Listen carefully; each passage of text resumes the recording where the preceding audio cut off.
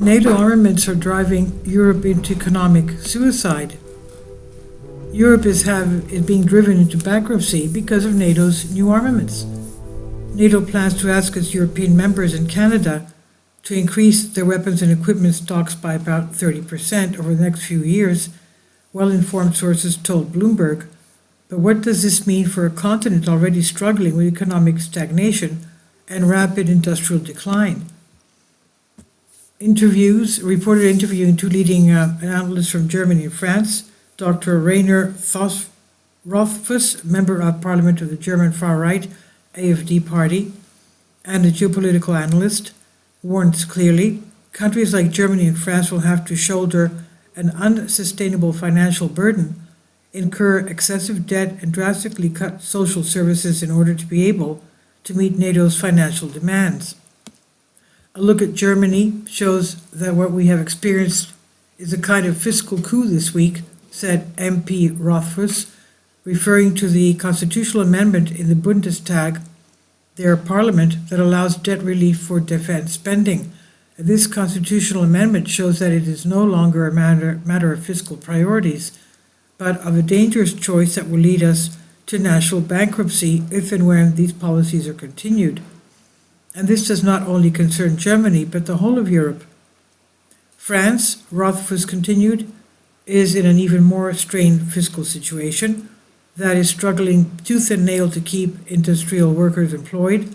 Like Italy, France should invest in the competitiveness of its industry and not in new, useless weapons, especially since the current security situation in Europe offers some more opportunities for a peace deal than for a further escalation of the conflict in Ukraine. If Germany's economic downturn continues, which is almost certain, it will no longer be able to contribute 25% of total EU spending, with far-reaching consequences for all other EU countries.